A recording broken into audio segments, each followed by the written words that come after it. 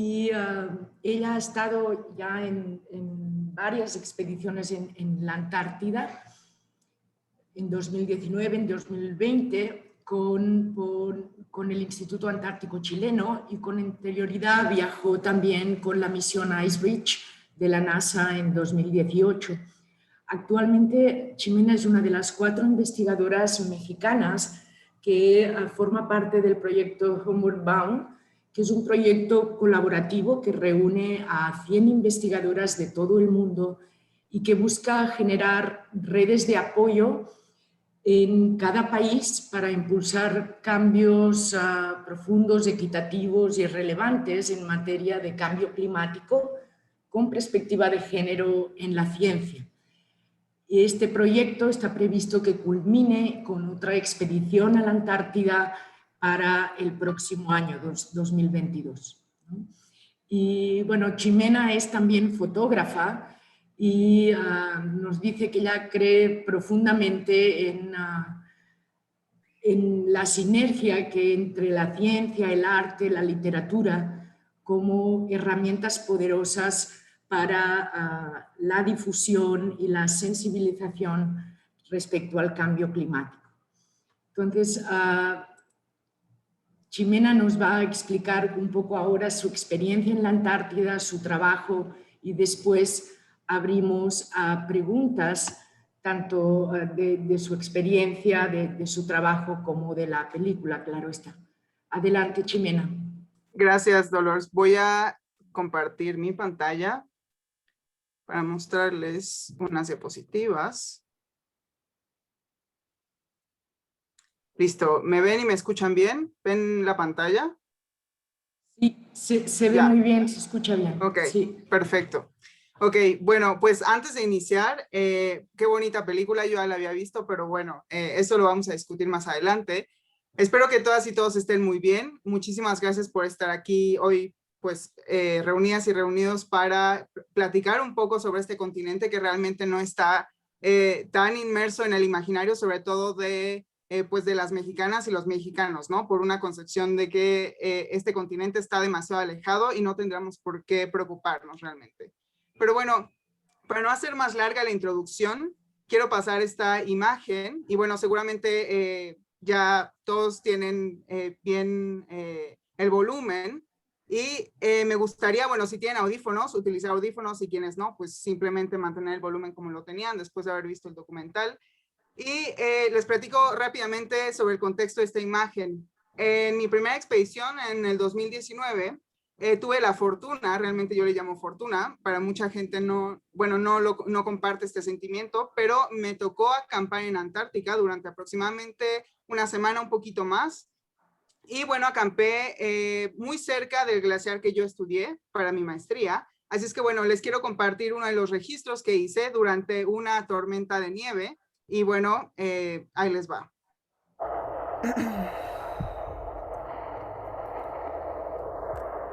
...17 de enero de 2019...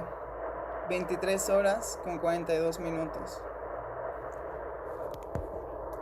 ...el cielo se está hundiendo en el mar... ...estoy segura que no me creerán... ...pero aquí en Antártica durante las noches de verano... ...se mezcla el cielo con el mar... ...y hay bloques gigantes de hielo blanco por doquiera... ...como flotando sigilosos entre el mar y el cielo... ...o el cielo y el mar... La carpa ha resistido al menos 3 días de vientos fuertes y un par de nevisas intensas nos han forzado a resguardarnos en estas casas temporales hechas de varillas y de tela anaranjada. Por suerte, cada uno duerme en su carpa. Nos reunimos 3 veces al día en la carpa cocina para comer y de vez en cuando nos encontramos corriendo hacia la carpa baño, la cual, sin duda, tiene la mejor vista de todas: el mar. A pesar de mi poca experiencia armando campamentos en ambientes extremos, parece que hasta ahora lo tengo dominado, pues las rocas que cubren la base de la carpa han bastado para salvarnos, a mí y a la casa de campaña, de ser arrastradas por este fortísimo viento que no da tregua. A pesar de este frío intenso y de las comidas liofilizadas, desearía que estas tormentas blancas no cesaran. Ojalá que esta cortina blanca nos aleje de la costa en la que decidimos dormir para postergar nuestro tiempo en esta roca extraña al menos unos cuantos días más. Por favor, tan solo unas semanas más. Y bueno, como una mexicana que está estudiando biología en la UAM Xochimilco terminó en Antártica, haciendo estudios en Antártica.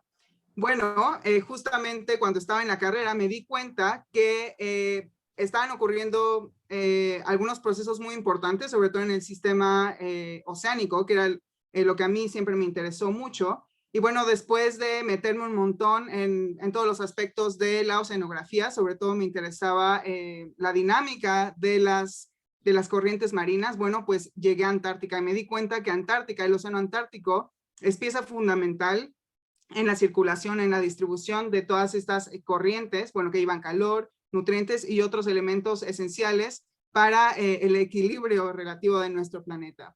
Pero bueno, entonces yo me mudé a Punta Arenas, que es este puntito rojo que ven aquí. Punta Arenas es una de las ciudades más australes del mundo. Antes era la más austral, pero cuando yo estuve viviendo en Punta Arenas, Puerto Williams, que es una ciudad que está todavía más cerca de Antártica, se declaró como ciudad y entonces Punta Arenas pasó a ser la segunda ciudad más austral. Cerca de Punta Arenas, bueno, está Ushuaia, que fue la ciudad que ustedes vieron en el video, pero Punta Arenas es sobre todo el punto más importante para la salida de expediciones científicas a la Antártica. Es decir, Punta Arenas es el punto sí, más importante, más esencial y el que está mejor organizado para la logística tremenda que se requiere para poder llevar equipos científicos a Antártica. Ahora, ¿cómo podemos llegar a Antártica? Bueno, podemos llegar por barco y podemos llegar por avión. A mí la primera vez me tocó embarcarme en un buque de la Armada chilena, el buque Aquiles, y no les voy a mentir, ha sido de las mejores experiencias de mi vida, pero también es importante recalcar que para poder llegar a Antártica, bueno, no es cosa fácil, no solamente por el transporte que se tiene que utilizar, sino también por las condiciones que una se encuentra para llegar a Antártica. ¿Y a qué me refiero con esto? Bueno, este círculo que ven en la pantalla, que está rodeando Antártica, está ilustrando la corriente marina más potente, más grande del mundo, y es la corriente circumpolar antártica.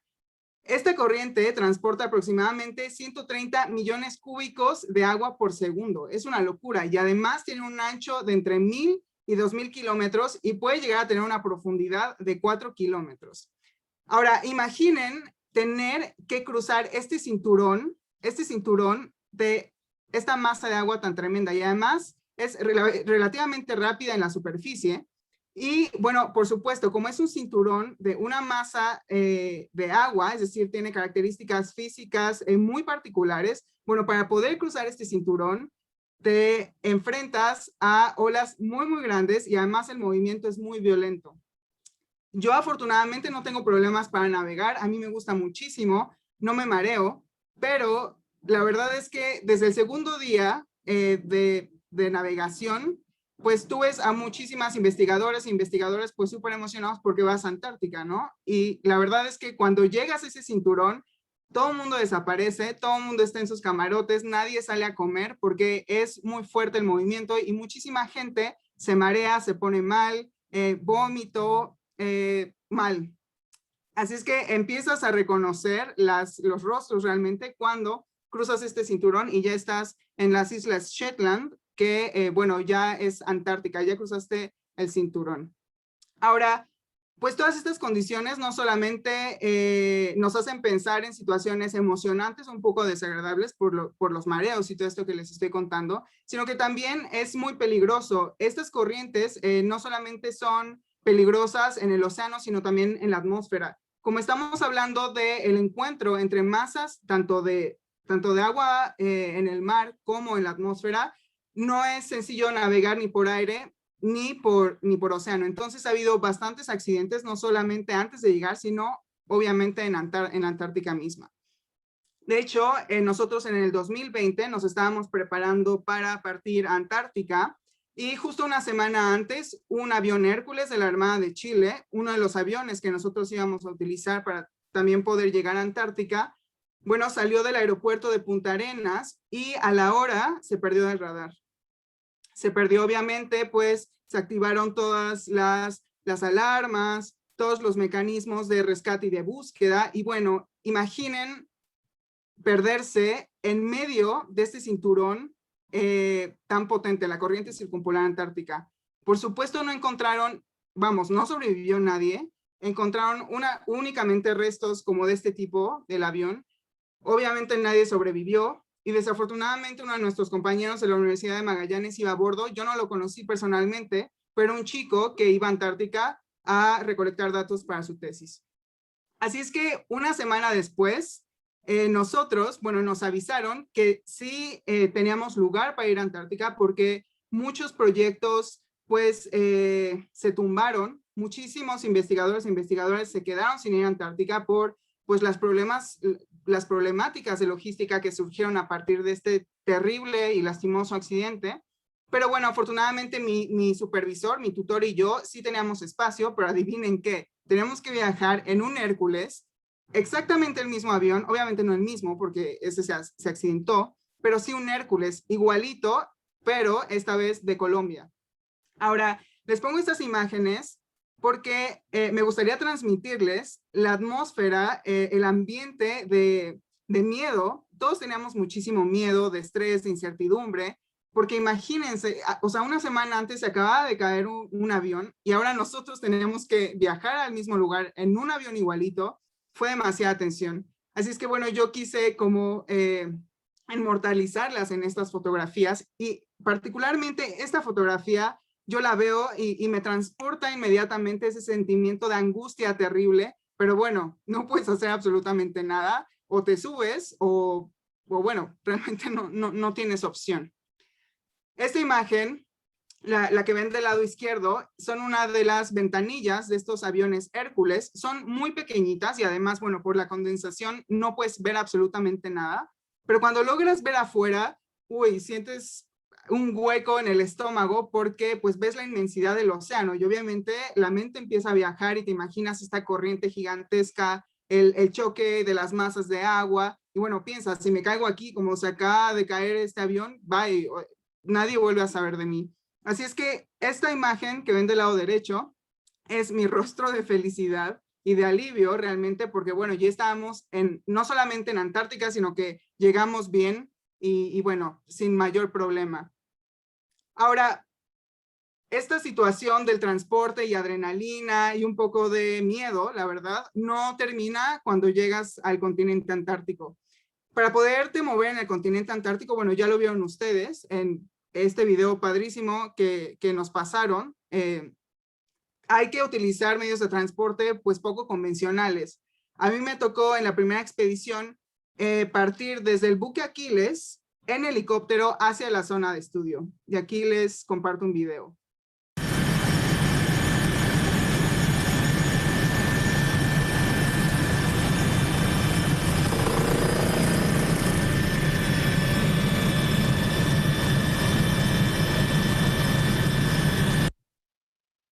Ahora, quizás no parece gran cosa, pero también esta experiencia en el helicóptero fue bastante, bueno, fue un poco, no le quiero llamar dura, pero sí fue muy emocionante. A mí particularmente me da mucho miedo volar.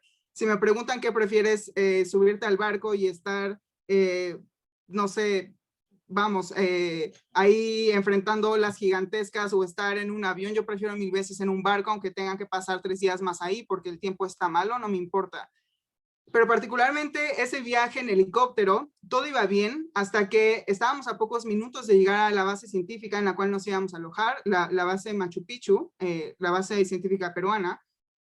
Iba todo bien hasta que de repente vimos una nube gigantesca, vamos, neblina, y el piloto nos dijo, bueno, si esta neblina no cesa o si no vemos una ventana por ahí, tenemos que volver porque pues el helicóptero se puede congelar y vamos para abajo. Entonces, si no se va esta neblina, no podemos llegar a la estación. Y seguramente ustedes estarán pensando, bueno, ¿y por qué no regresan si es algo mucho más seguro? No pasa nada, vuelan después. El caso es que en Antártica, si tú pierdes la oportunidad de poder ir a terreno una vez, seguramente ya no fuiste, porque las condiciones del tiempo en Antártica son totalmente impredecibles. En un segundo puede cambiar, justo como esto que les estoy platicando del helicóptero. Así es que si no llegas al sitio de investigación a la primera, seguramente ya no fuiste. Entonces, teníamos que llegar a ese lugar. El caso es que el piloto logró encontrar una ventana, realmente como película, no estoy exagerando, encontró como un hueco en esta neblina y nos fuimos así en picada, como de película. Yo me moría de vértigo, también mi profesor, mi asesor, pero bueno, el caso es que llegamos y bueno, son este tipo de experiencias que vives en Antártica. Vamos, siempre ir a terreno es muy emocionante, pero particularmente en Antártica todo está en la cuerda floja, absolutamente todo.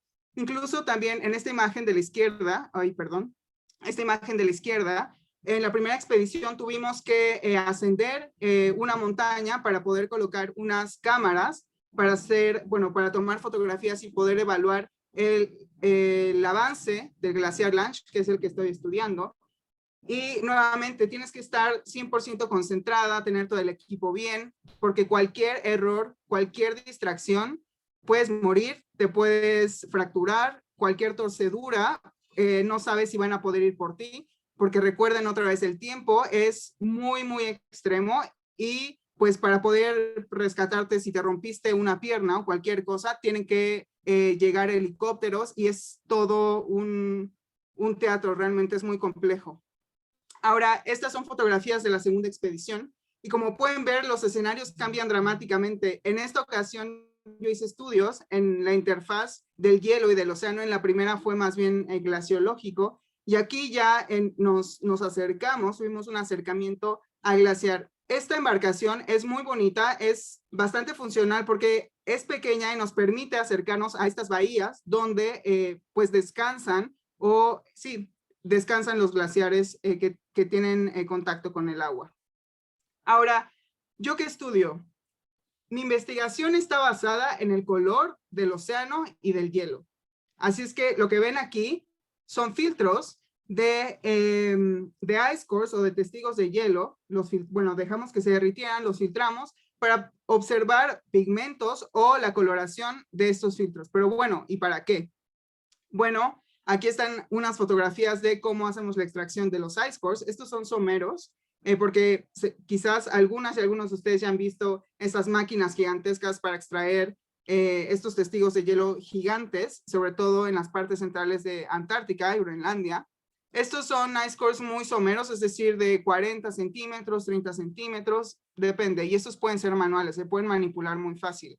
Ahora, del lado derecho, estábamos tomando muestras de agua para poder evaluar la influencia o el gradiente desde el frente del glaciar hacia las zonas pues, más oceánicas, para ver qué influencia tiene el glaciar en el sistema marino.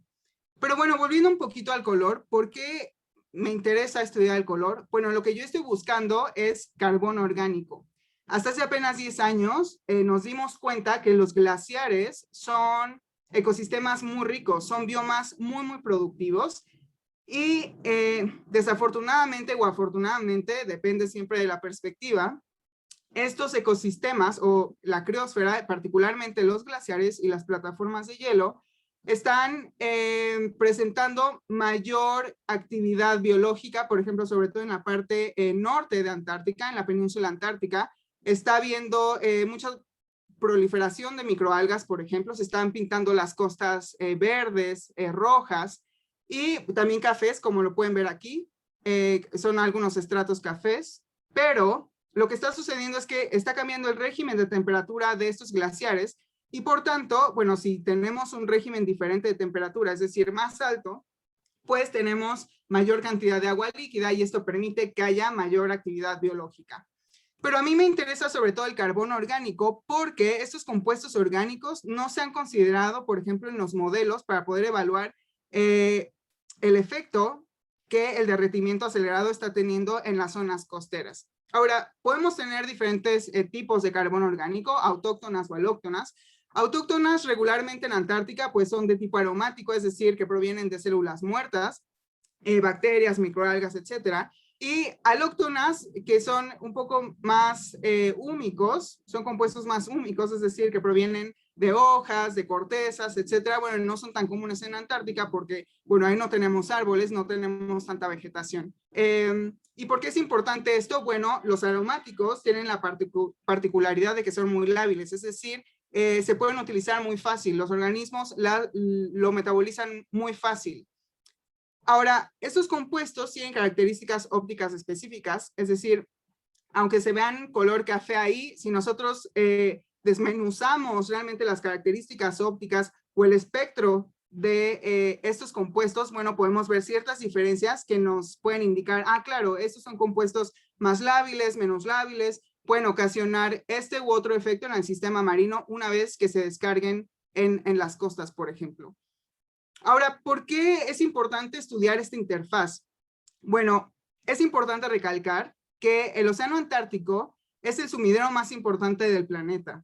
Capta aproximadamente el 15% de nuestras emisiones. Así es que es importantísimo que este sistema siga funcionando así por la cantidad tan tremenda que tenemos de CO2 ya. Bueno, ¿y por qué es tan eficiente para captar CO2? Bueno, esto radica en que esta interfaz entre el hielo y el sistema marino es tremendamente dinámico. Y este dinamismo, bueno, tiene ciertos gradientes, no solamente de temperatura, sino también de concentración de nutrientes, de gases, etcétera, que permite que, bueno, todos estos mecanismos a su vez den la oportunidad o le den las características propias a estos sistemas altamente dinámicos para captar todo este CO2. Ahora, ¿por qué sería importante estudiar los efectos del CO2, perdón, del carbono orgánico que proviene de estos sistemas glaciológicos al sistema marino? Bueno, se ha estudiado anteriormente, por ejemplo, las descargas de fierro. Y este fierro, pues, proviene de las rocas donde descansan todas estas, bueno, los glaciares y las plataformas de hielo. Bueno, no todas las plataformas de hielo, porque las plataformas de hielo, una porción ya está flotando en el océano, pero sí los glaciares. Los glaciares erosionan todas estas rocas y por eso tenemos fierro en estas partes costeras que gatillan la productividad primaria. Ahora, como les había mencionado, antes no se había considerado estos compuestos orgánicos que seguramente van a afectar de una u otra forma al sistema marino. Lo que yo estoy buscando es los efectos que estos compuestos de carbono orgánico pueden tener negativamente en la productividad primaria. ¿Y por qué negativamente? Bueno, si tenemos mayor cantidad de carbono orgánico en el sistema marino, la actividad bacteriana, por ejemplo, se acelera y esto quiere decir que la actividad autótrofa puede ser sustituida por actividades heterótrofas, es decir, en lugar de tener estos mecanismos que captan CO2, podríamos tener un efecto de outgassing, todo lo contrario, y es justo lo que no queremos en estos sistemas, sobre todo, que son tan importantes en términos de sumidero de CO2. Ahora, otra aplicación muy interesante, y yo creo que es muy potente, del color de Antártica, es las imágenes satelitales. Las imágenes satelitales que obviamente, bueno, están un poco de moda, pero están de moda porque la tecnología nos está permitiendo cada vez ampliar tanto temporal como espacialmente estos estudios. Ahora, imaginen tener estas herramientas, poder tener una serie de tiempo de todas estas imágenes en sistemas tan complejos y tan dinámicos como estas zonas costeras en Antártica. Ahora, no solo eso, sino que también en ambientes tan hostiles como Antártica, poder descargar una serie de imágenes desde la comodidad de tu casa o seguridad de tu casa, porque es padrísimo ir ahí, pero también estás arriesgando tu vida.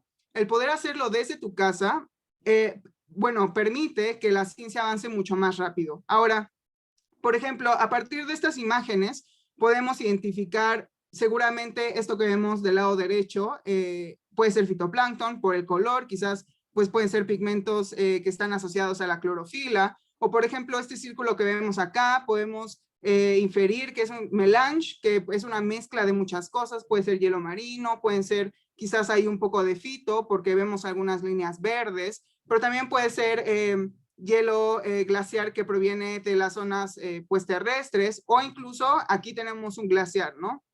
Entonces podemos tener un panorama mucho más amplio, más general y poder observar desde lejos cómo se está comportando estos sistemas tan dinámicos. Ahora, obviamente no es tan sencillo como decir, bueno, esta parte es verde, seguramente son microalgas, o esta parte es blanca con verde, entonces es melange. Ojalá fuera así de sencillo, pero no es así. Pero afortunadamente a partir de todas estas aplicaciones, por ejemplo, de reflectancia o del análisis de la bioóptica, es decir, de cómo interactúa la luz con todos estos elementos que están en los sistemas acuáticos, marinos, en este caso costeros, antárticos, podemos identificar si se trata de clorofila, de agua, que casi no tiene partículas, o de material orgánico coloreado, por ejemplo, que es CDOM, Colored Dissolved Organic Matter, o sedimentos. Ahora, ¿qué es esto que estamos viendo del lado derecho?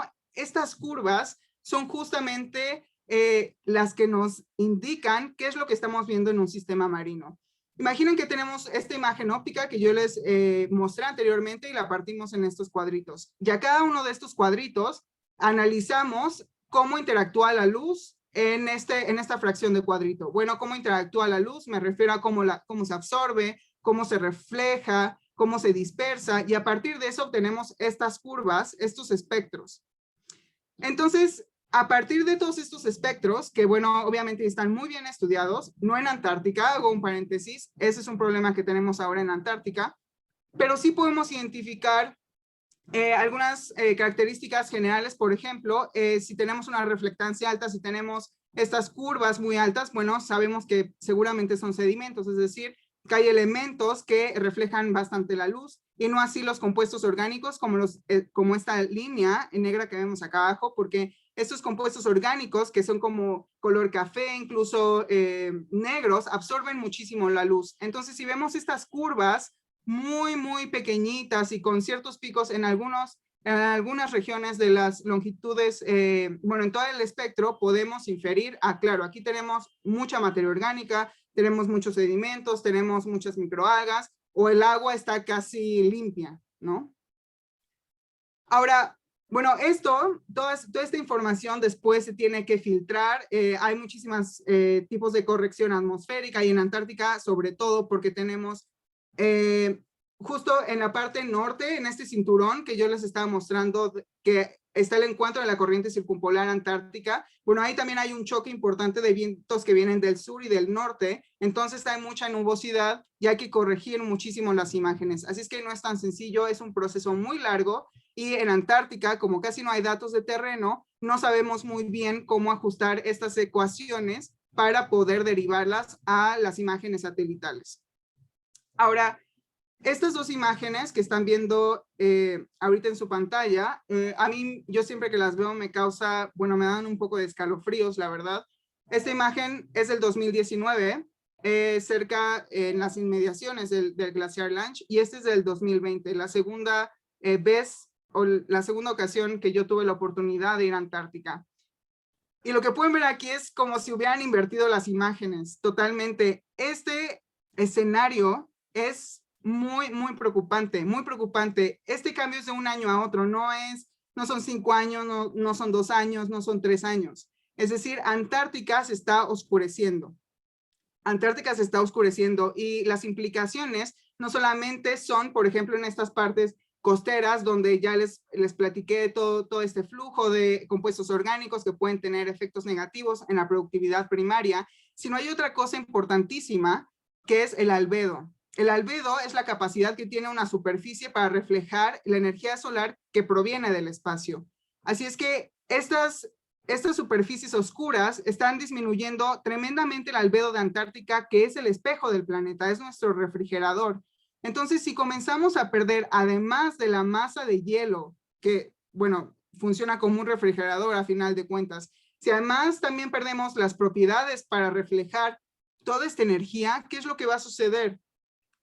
Son efectos dominó que yo creo que ya va a ser muy difícil que podamos volver atrás. Ahora, ¿qué está pasando?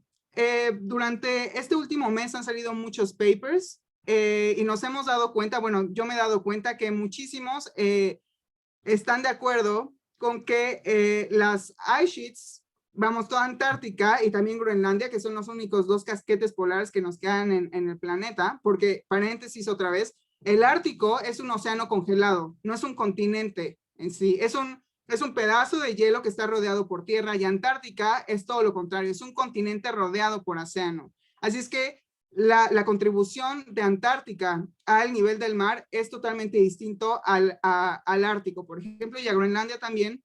Por eso tiene que ver con las dimensiones de Groenlandia en contraste, bueno, en torno a Antártica. Pero bueno, el caso es que parece ser que el escenario al cual nos estamos enfrentando es mucho peor del que creíamos, es decir, nos estamos perfilando al peor caso que declaró el panel gubernamental de cambio climático.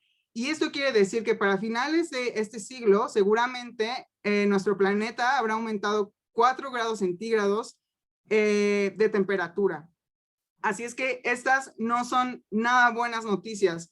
Si continuamos así, se espera, por ejemplo, que el nivel del mar incremente hasta 2 metros. 2 metros estamos esperando. Ahora también muchos estudios, también sobre todo del IPCC, yo los invito y las invito, si les interesa este tema, que busquen este reporte, está interesantísimo. Bueno, sobre todo a mí me interesa mucho este especial que es del océano y de la criosfera.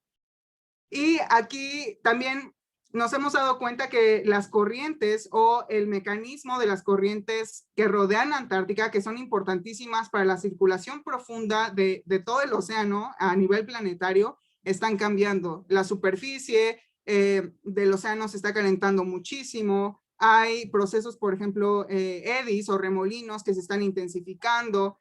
Vamos, no me voy a meter mucho en este tema porque nos puede llevar horas, pero el caso es que está cambiando, se están modificando las corrientes y esto, bueno, puede tener implicaciones muy severas, muy severas. Ahora, los efectos no solamente están en el nivel del mar. Les pongo este esquema, sé que está un poco saturado, lo sé, y no, vamos, ahorita no, el caso no es analizarlo totalmente, pero se los pongo justamente para que vean las implicaciones de todos estos cambios que están ocurriendo tanto en Antártica como el Ártico. Los dos son importantes, pero bueno, yo estoy sobre todo enfocada en Antártica.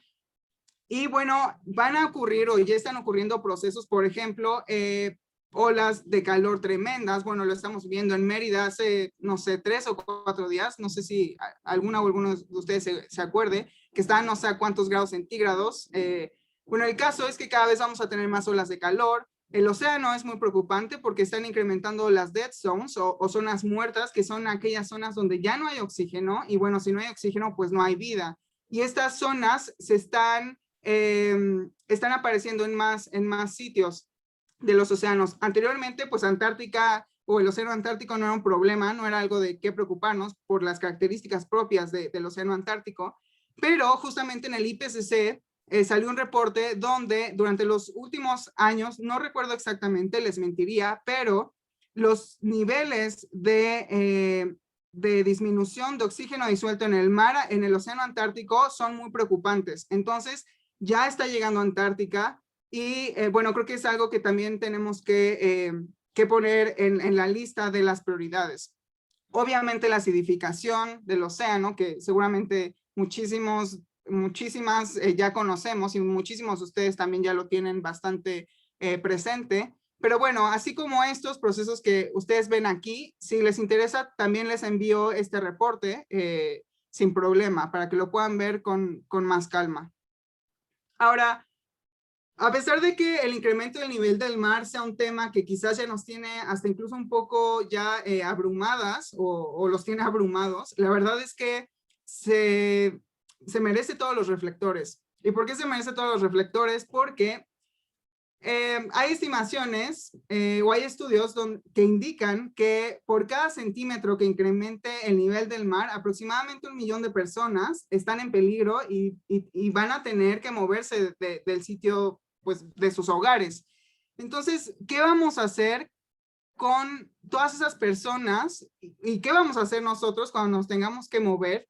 Y vamos a tener que modificar absolutamente pues nuestra forma de vivir realmente. Y bueno, no solamente el problema van a ser estos éxodos o estas migraciones masivas que ya están sucediendo, ya empezó, sino también, por ejemplo, el área de tierra que podemos utilizar para cultivar. Bueno, toda esta agua va a invadir todas estas áreas libres para cultivar y ya no van a ser fértiles, ya no las vamos a poder cultivar, pues porque van a tener pues todas estas sales que obviamente no van a permitir que crezcan ahí, van a ser unas zonas muertas, pero en tierra.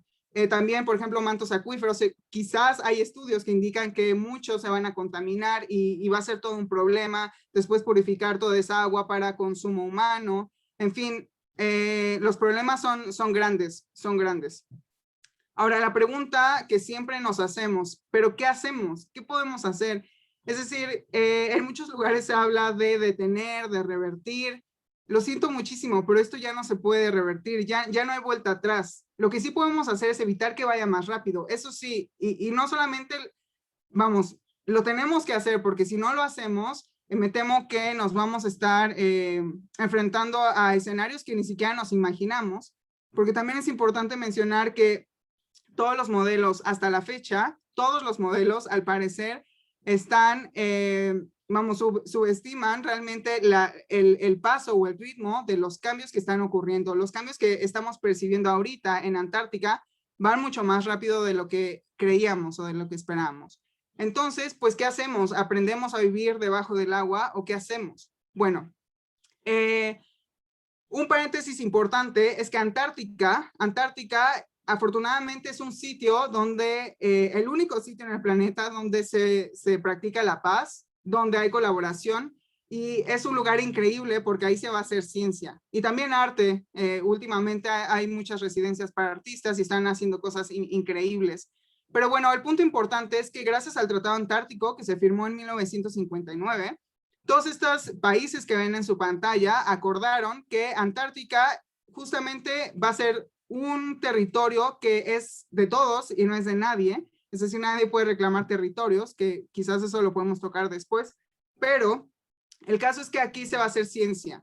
Ahora, el problema es que hay un secreto a voces que quizás en el 2028 este tratado pues va a comenzar a tambalearse. ¿Y por qué tambalearse? Bueno, porque las condiciones tanto de Antártica como del resto de los continentes, pues están cambiando demasiado rápido, no se esperaba, y obviamente pues hay muchísimos recursos en la Antártica, que es algo de lo que se habla, pero no se habla a viva voz.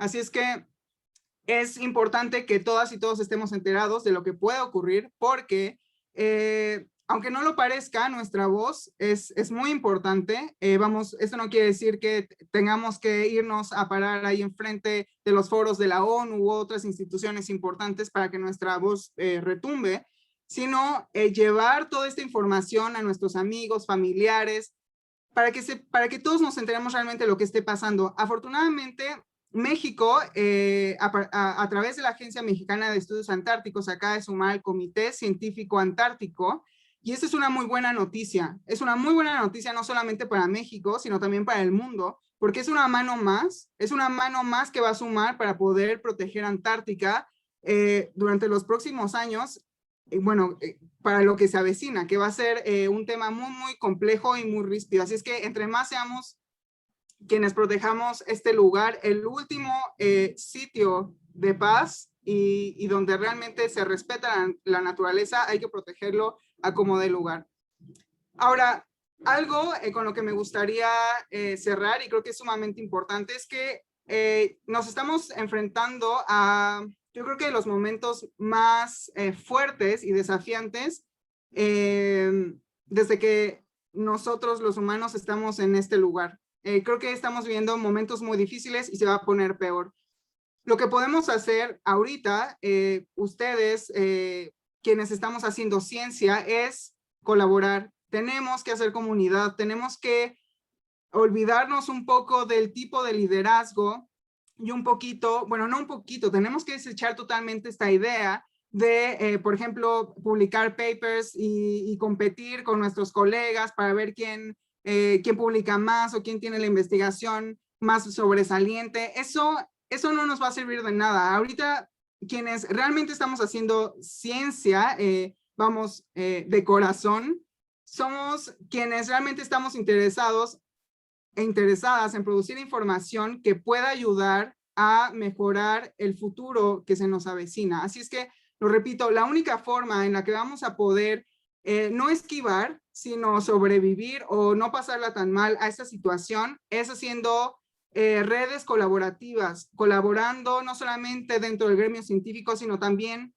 con artistas, escritores y escritoras, con gente que esté dentro de la política. También nos tenemos que acercar muchísimo a toda esta sabiduría ancestral. Lo tenemos que hacer porque hay muchas cosas que desconocemos y a partir del intercambio de información es como realmente se generan cambios. Y además, también es un punto muy importante, y tengo que decirlo, es que tenemos que aprender o tenemos que empezar a darle voz a todas aquellas voces que han sido durante tanto tiempo silenciadas, totalmente, pues sí, omitidas a lo largo de la historia. Me estoy refiriendo a las mujeres. La voz de las mujeres durante mucho tiempo fue totalmente, bueno, se hizo a un lado, y ahora más que nunca necesitamos todas esas voces. Y no solamente, vamos, aquellas voces de mujeres que están, por ejemplo, en el hervor de la ciencia, sino también de aquellas mujeres que están en una situación pues más compleja, ¿no? Tiene que ser todo totalmente inclusivo, porque vamos a necesitar de todas y de todos. Así es que, bueno, espero que les haya gustado esta charla, esta corta charla. Espero haberles, pues, hecho preguntarse un montón de cosas. Así es que cualquier duda, cualquier, no sé, cualquier cuestión, si les interesa de repente acercarse un poquito más a la glaciología o a las ciencias antárticas, por favor, con toda confianza, escríbanme a mi correo, aquí se los puse. Este es el que uso normalmente, o el institucional. Regularmente publico muchas cosas en Instagram, y también las y los invito a que se acerquen a la Agencia Mexicana de Estudios Antárticos para que vean más o menos cómo va este proceso.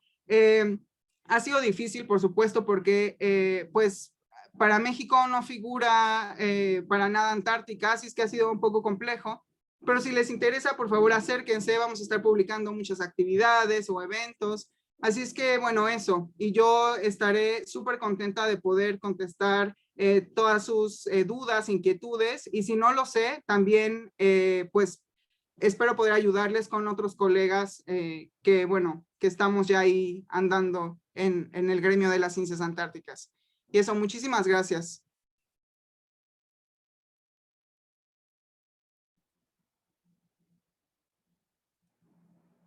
Muchísimas gracias, Jimena. Creo que bueno, estuvo muy intenso y muy ilustrativo. Varios y varias de las que están aquí verán que lo que estudiamos sí se usa después, sí, ¿no? El espectro electromagnético y varias cosas que estamos viendo sí se usan, pero probablemente habrá comentarios o más preguntas en algún otro de los aspectos que planteaste. No sé si alguien quiere tomar la palabra.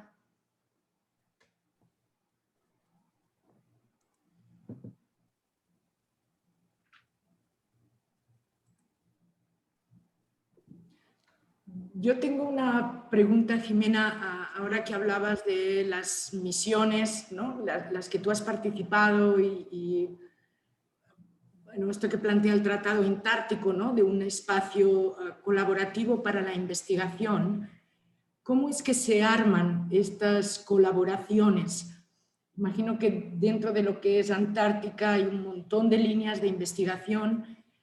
Después los grupos trabajan por afinidades o hay algún tipo de regulación al respecto. Las bases que hay son las que están y ya no va a haber más. Si nos podrías explicar un poco de este tema. Sí, por supuesto. Bueno, como comenté, es un lugar increíble para hacer investigación, porque todo se basa en la colaboración. No puedes hacer absolutamente nada si no estás colaborando con algún otro país. Así es. Ahora, casi todos los proyectos científicos están regidos por institutos antárticos, propios del país, por ejemplo. Entonces, Chile tiene, me parece, 3 o 4 bases, y todos los proyectos científicos, bueno, están en función de las capacidades logísticas de Chile, por ejemplo, ¿no? Pero cuando hay algún proyecto que se sale de estas capacidades logísticas de Chile, bueno, entonces ya comienza este diálogo para colaborar con otras bases u otros países, ¿no? Entonces todo parte de estos institutos antárticos, y a partir o dependiendo de los proyectos que están activos, entonces empiezan a activar todas las colaboraciones que hay alrededor de Antártica. Así funciona para todo. Entonces, Algunos, por ejemplo, lo que preguntaste, si los proyectos antárticos están, vamos, coordinados en función de, por ejemplo, la línea de investigación, no necesariamente, porque, te digo, cada institución es de cierta forma un poco independiente, pero pues sí, hay muchísima colaboración, sobre todo en términos de transporte, todo el mundo se está prestando helicópteros, buques, de repente suben unos colombianos o españoles o tal, y es muy, muy bonito, es muy bonito. Ahora, ¿cuál fue la última pregunta? No recuerdo cuál fue la última.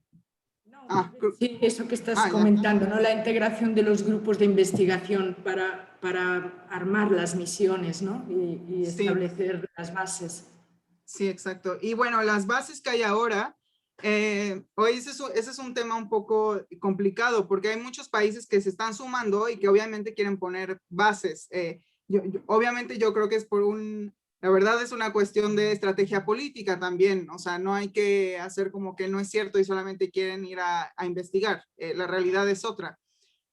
Para poder tener una base ahí, bueno, absolutamente todos los países que están dentro de, me parece que son consultivos, que son quienes toman las decisiones, absolutamente todos tienen que estar de acuerdo. Si hay uno solo que dice yo no estoy de acuerdo, va para atrás, no se puede. Entonces es muy complejo comenzar con un proyecto para poner una base nueva, pero sí se puede. O sea, todavía está abierta esa posibilidad, cada vez menos porque cada vez hay más y más bases, pero sí la hay, sí se puede.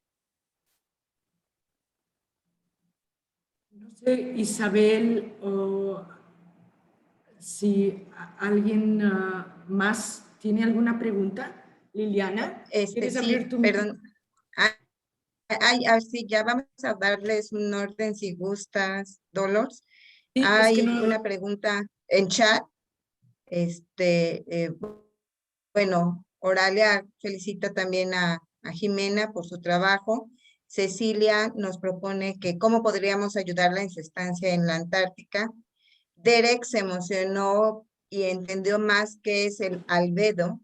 Liliana Arciniega nos pregunta qué edad tenías, Jimena, cuando hiciste tu primera incursión. Y esto en función de los años de carrera. Y después, si tú gustas, damos paso a tres manitas que tenemos, la profesora Adriana, seguiría Emilio y Andrea. Ok, súper. Bueno, la primera vez que fui a Antártica, bueno, que no pisé Antártica, pero sí fui, yo tenía 28 años. Ahora tengo 30. Entonces fue hace 2 años. Y fue una experiencia increíble. Aunque yo no estuve, vamos, no pisé Antártica, pues me tocó sobrevolar el mar de Weddell, que es puro hielo marino. Y volamos porque queríamos hacer justamente el match entre las mediciones en tierra o lo más cercana a tierra posible con uno de los satélites ISAT, uno de los más nuevos. Entonces fue súper emocionante y sí, tenía 28 años la primera vez.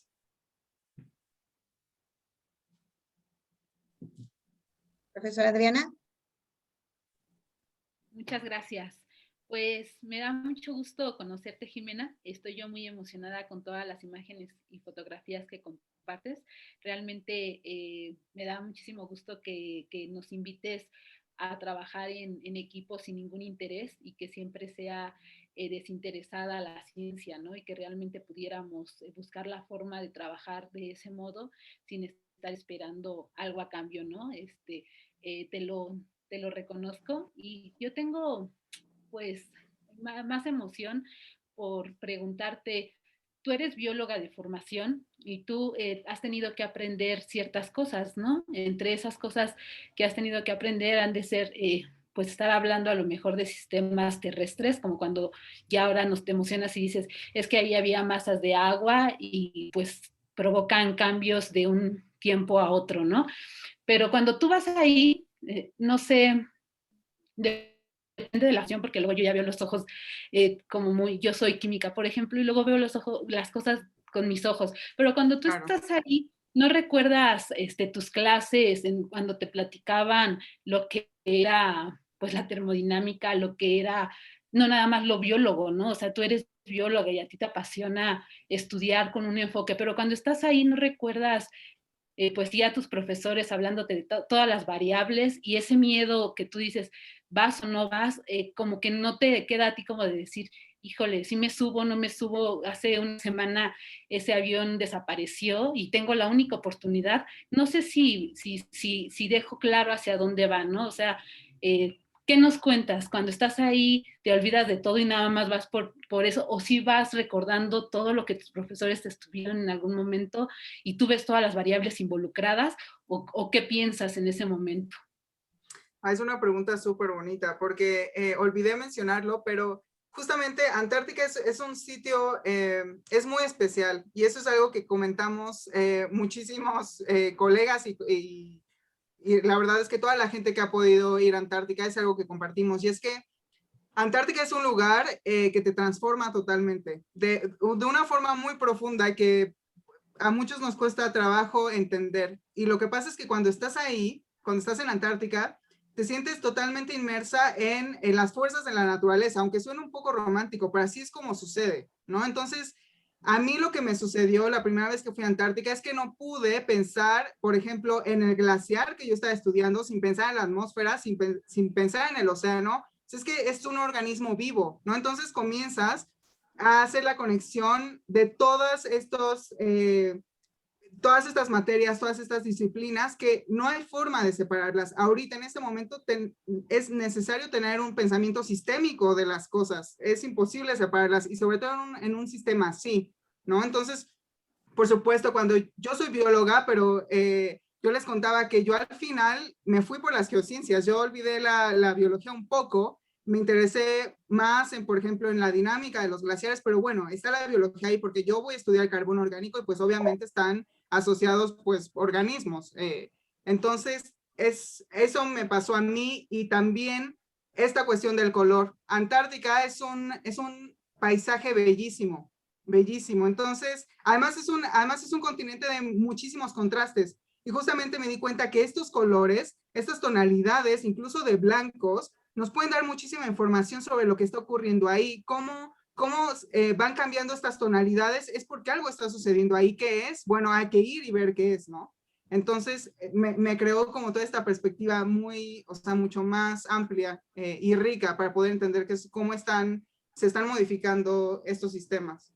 Totalmente multidisciplinario, ¿no, Jimena? Y es ahí justo a lo que yo voy. Que realmente esa interacción de la que tú hablas, de esa materia orgánica con la luz, muestra diferentes tonalidades y que te dan ambientes totalmente diferentes, ¿no?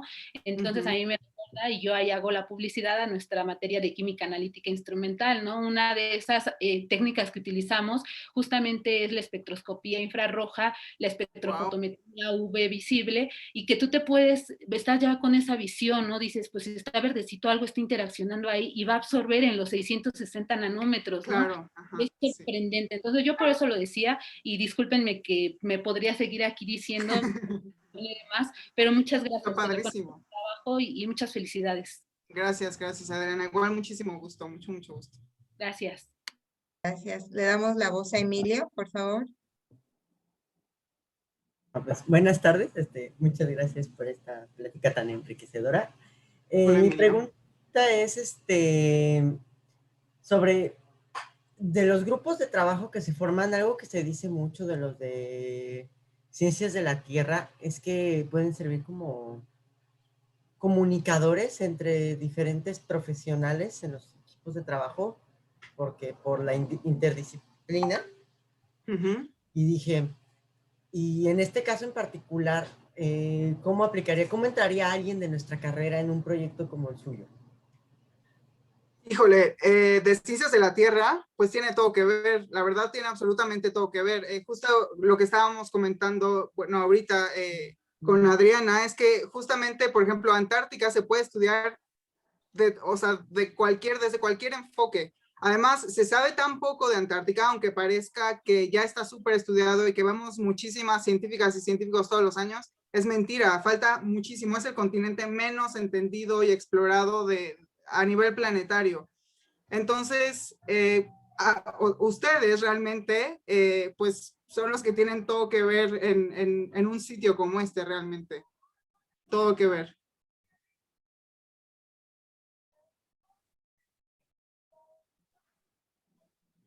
Andrea. Buenas tardes. Bueno, primero, gracias por la plática. La verdad, estuvo muy buena. Y Muchas me gracias, gustó Andrea. también mucho la parte de sus fotografías. Siento que está muy bien plasmadas, que nos dan a entender también los sentimientos que usted tenía en esos momentos. Bueno, mis Ah, qué preguntas van más padre. encaminadas como al proceso para poder hacer una investigación en esa parte. Si se tiene que, por ejemplo, llegar a un permiso especial para, digamos, yo tengo planeado esta investigación, si tiene que estar aprobada para poder llevarse a cabo, también si les dan cierto tiempo límite para realizarla y si en todo el año se realizan las investigaciones, o sea, tienen el acceso permitido o solo son por temporadas. Ya, muchísimas gracias, Andrea, también por tus comentarios. Muchas gracias. Pues mira, justamente es muy complejo, es muy caro ir a Antártica y como les mencionaba cuando les estaba dando la charla, se necesita una logística tremenda. Entonces, tú tienes que estar asociada a un instituto antártico. Por ejemplo, yo en Chile estuve asociada a un proyecto del Instituto Antártico Chileno y el Instituto Antártico Chileno sale cada verano antártico. El verano antártico comienza más o menos en diciembre y culmina en marzo, porque en marzo ya viene el invierno y entonces van todos para afuera. La mayoría de los grupos científicos van para afuera cuando empieza invierno porque son condiciones muy, muy duras, entonces es muy peligroso estar ahí. Ahora, para que tú puedas hacer una investigación, uno, tienes que ganar pues un espacio en el Instituto Antártico Chileno para poder formar parte de la logística del siguiente verano antártico.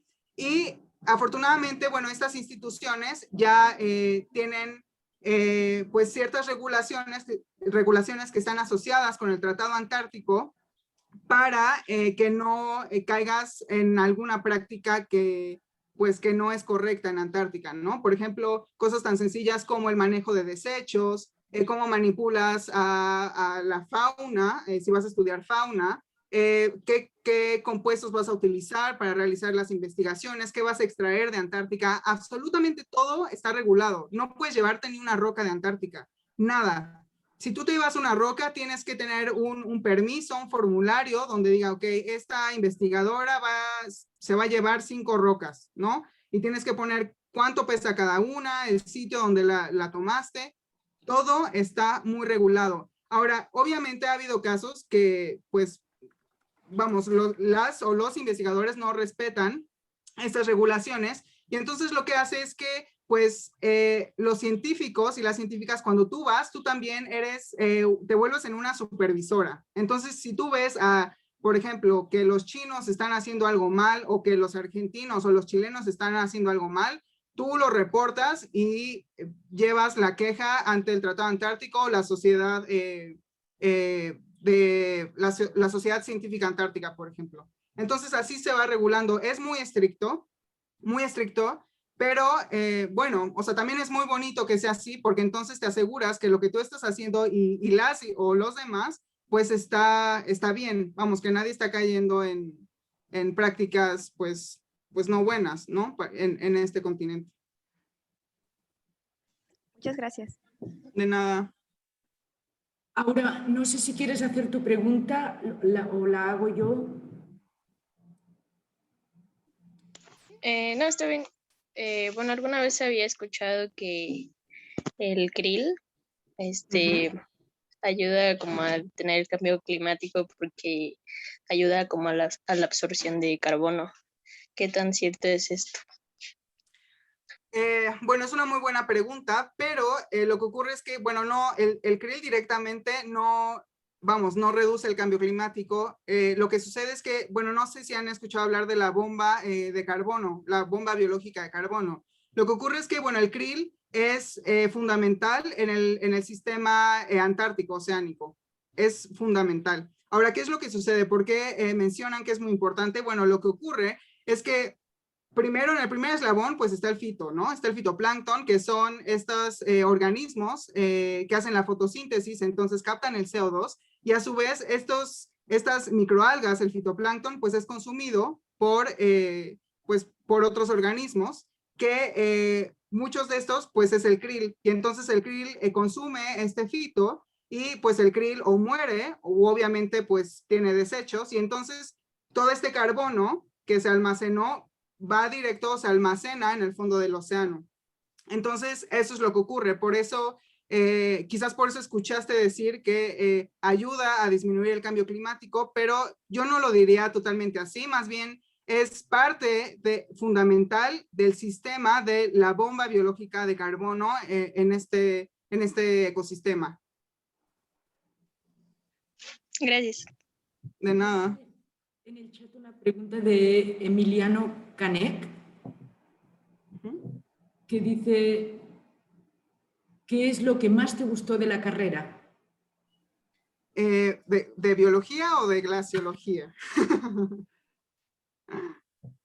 Bueno, puedo contestar las dos rapidísimo. Por ejemplo, biología. Mira, lo que pasa es que en biología es un poco, en la UAM Xochimilco es un poco distinto al sistema que hay en la UNAM, por ejemplo. Lo que ocurre en la UAM Xochimilco es que tenemos módulos y en cada módulo hay algún tema que tenemos que desarrollar, pero también con una perspectiva social muy fuerte. Entonces tenemos que desarrollar, nosotros llegamos a clase y durante estos 3 meses se nos plantea un problema, hacemos equipos de 5 o 4 integrantes y tenemos que desarrollar un proyecto. Y este proyecto obviamente que conlleva, bueno, tenemos que ir a terreno, tenemos que extraer todas las muestras que necesitamos, escribimos el proyecto, es como una tesina cada trimestre.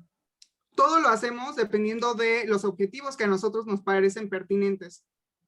Y por supuesto, en la discusión tenemos que tener una perspectiva, como ya les había comentado, una perspectiva social muy fuerte. Entonces, lo que a mí me gustó muchísimo de la UAM Xochimilco es la posibilidad o la forma en la que te empuja para hacerte preguntas. Y preguntas, un poco más profundas, no solamente para resolver cosas un poco superficiales, sino también ya asociadas a la sociedad, por ejemplo.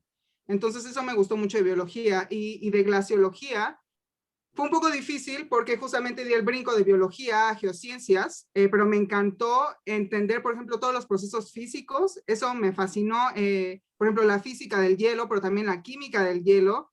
Y bueno, el dinamismo de los glaciares también me encantó y cómo se asocian al sistema oceánico, por supuesto. Y por supuesto, la posibilidad que me dio de conocer los glaciares y de estar en la montaña, ¿no? Eso también me encantó de la maestría. María del Mar y después Isabel. Bueno, yo también te quiero agradecer por la plática que estuvo tan buena, pero Muchas gracias. Si nos puedes comentar un poco acerca de tu investigación como tal, porque a mí también me interesaba mucho la biología, pero dije, no, pues ciencias de la Tierra.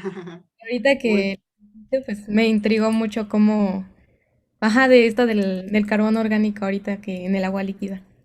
Padrísimo. Pues mira, como les decía, yo estoy muy interesada en estudiar los cambios de coloración en el hielo y en el océano. Pero también estoy muy interesada en evaluar cómo han cambiado estos compuestos o, por ejemplo, el color de estos compuestos orgánicos a lo largo del tiempo. Y esto es, pues, tomar estos testigos de hielo o estos tubos de hielo que seguramente ya ustedes conocen para ver de qué forma han variado estos compuestos orgánicos o para poder evaluar o identificar los procesos que están asociados al ciclo del carbono en el hielo, que es algo que casi no se ha estudiado, al menos en Antártica, no se tiene muy claro. Entonces, a partir de ahí, como se están derritiendo tan rápido los glaciares, bueno, ¿y qué está ocurriendo con todos esos compuestos orgánicos que ya nos dimos cuenta que son altamente lábiles? ¿Qué ocurre cuando llegan al sistema marino? Todos estos compuestos se aprovechan o quedan suspendidos porque todo el ingreso del agua dulce, pues estratifica el agua, entonces se hacen como una especie de películas con toda esta materia orgánica, entonces no permite el intercambio gaseoso entre el océano y la atmósfera. ¿Y qué ocurre con los procesos o la eficiencia de la productividad primaria, por ejemplo? ¿Qué tan eficiente es la fotosíntesis o no? Entonces yo estoy estudiando todo ese trayecto, desde cómo inicia el proceso del ciclo del carbono en el hielo y toda esa trayectoria, cómo se va transformando todos estos compuestos orgánicos hasta el sistema marino y cómo afecta la productividad primaria. Y sobre todo también, ya en términos de productividad primaria o de eficiencia de la productividad primaria, me interesa mucho saber si estamos teniendo eventos, por ejemplo, o si está disminuyendo el oxígeno disuelto en estos sistemas que son tan importantes como sumideros de CO2. Entonces, eso es lo que estoy haciendo ahora en mi doctorado, que acabo de entrar, entré en febrero. Entonces, pues todavía se están acomodando un poco las piezas, los objetivos. Muchas gracias. A ti, María. Isabel. Ay, primero, de nuevo, muchas gracias por la plática. Es un tema que personalmente a mí me interesa mucho, más viniendo de, bueno, que te formaste en Chile, me gustaría muchísimo como irme algún momento a estudiar allá, pero bueno, la pregunta va, ¿cómo es la interacción o actividad geológica de la Antártida, considerando su relativa cercanía con Chile, que es un país muy activo sismológicamente? Y tengo otra pregunta, ¿cuál es la diferencia entre los impactos del cambio climático en el Ártico y en la Antártica? Uy, súper buena pregunta. Ahí quizás me agarras un poco, o sea, me voy a tambalear un poco porque yo no soy geóloga, pero lo que sí es importante ubicar que Antártica está compuesta como por dos masas de roca distintas, la oriental y la occidental. Bueno, está un poco invertido, pero después, si quieren, si ven un mapa, se van a acordar rápido de mí. Entonces, Antártica está compuesta por dos rocas. La parte oriental, que es la parte que contiene la mayor cantidad de hielo, me parece que el 77% del hielo que hay en Antártica está en la parte oriental, que es la más estable. Todo este hielo está descansando sobre cratones, y estos cratones, bueno, es roca mucho más antigua y más consolidada, y que además está por arriba del nivel del mar. Ahora, la parte occidental es una zona de roca metamórfica que está por debajo del nivel del mar, y entonces todas estas capas de hielo están en contacto directo con el océano, y por eso es la zona que es más inestable de toda Antártica. Es donde estamos teniendo la mayor cantidad de pérdida de masa de Antártica. Y bueno, además es importante mencionar que el océano se está calentando, y entonces todas estas intrusiones de agua cálida están debilitando el hielo por debajo. Ese es un dato muy importante. Ahora, ¿cómo se asocia esta parte occidental con la última parte de América? Bueno, en algún momento estaban unidas. Las mismas rocas que encontramos en toda esta parte sur de América es igual a la península antártica, estaban unidas. Entonces, también en la parte occidental tenemos un sistema de volcanes. Ahí yo no sé tanto, pero se descubrieron hace poquito. Entonces también es una zona, vamos, en este momento no es activa, pero lo que le preocupa a los vulcanólogos y a las glaciólogas y a los glaciólogos, por supuesto, es que hay una cosa que se llama efecto isostático. Y lo que ocurre es que funciona más o menos como un corcho. Imaginen que el corcho son esas placas de hielo. Entonces, como estamos perdiendo masa de hielo, pues este corcho se está debilitando, y entonces hace menos presión en toda esta, este hilo de volcanes. Entonces, ¿qué ocurre? ¿Qué va a ocurrir si nosotros destapamos o debilitamos tanto este corcho que, ¡pum!, es como una tapa? Entonces, muchos vulcanólogos y glaciólogos están preocupados porque creen que con este efecto isostático, lo que va a ocurrir es que estos volcanes se van a activar, y bueno, pues toda la historia que viene, pues ya se la pueden imaginar, ¿no? Eso es un tema que yo no domino, pero también está un poco en el hervor de la ciencia que se está haciendo en Antártica. Gracias. De nada. Esteban y después Susi. Que yo quería mencionar primero que... es que se me está trabando un poco, perdón. Ya, pero no te preocupes. Quería mencionar primero que se me hizo como muy bonito eso de la Antártida. O sea, no sé, ahorita con tu presentación se me hizo como, o sea, todo el tema de que la Antártica es como un continente súper poético, y no sé, la energía que se ha de sentir cuando estás ahí, y no sé, me emocionó mucho eso, y de que es como un ser vivo. Entonces, y me me interesó mucho eso que dijiste sobre el arte en la Antártida, de que había como varios artistas que estaban ahí. Quería ver si podías como hablar un poco más de eso y así. Claro, por supuesto. Mira, justo como lo estaba mencionando, yo creo que ahorita estamos en un momento tan crítico que tenemos que utilizar todos los recursos que podamos usar para actuar, ¿no? Yo creo que ahorita lo que nos falta es actuar más allá de, obviamente es importante comunicar, la ciencia es importantísimo, y como decía Dolores al inicio de la charla, para mí una de las vías más efectivas, yo creo, es a través del arte. ¿Y por qué a través del arte? Muchas veces la ciencia se olvidó, o bueno, las científicas y los científicos nos olvidamos que, pues, nosotros estamos hechos no solamente de este pensamiento abstracto, duro y totalmente frío de los números y tal, que bueno, también la parte de la matemática tiene un poco de poética también, por supuesto, pero regularmente se nos enseña a separar estas dos cosas, ¿no? Cuando pues nuestra forma de sentir y de percibir al mundo también está, bueno, no también, está totalmente influenciada por cómo sentimos, por nuestros sentimientos. Así es que si nosotros logramos hacer esta sinergia entre arte y ciencia para poder comunicar qué es lo que está sucediendo, para poder sembrar esa semillita de conciencia en las personas, yo creo que así vamos a poder generar cambio. Entonces, lo que está ocurriendo en Antártica, por ejemplo, es que hay proyectos que invitan a artistas, músicos, pintores y pintoras, también escritores y escritoras, etcétera, para desarrollar proyectos ahí y llevar este continente tan, pues, separado de nuestro imaginario a la gente para que entienda que hay este lugar o que existe este lugar tan increíble que está en peligro, ¿no? Entonces, yo creo que es una oportunidad muy, muy padre para hacer ciencia y vincularla con el arte y entonces comunicar qué es lo que está ocurriendo, ¿no? ¿Susi? Sí, sí. Muchas gracias. De nada, Esteban. Sí. Pues, bueno, primero igual que ya lo han dicho, pues muchas gracias por la presentación y por todo, la verdad es que es muy, muy completa.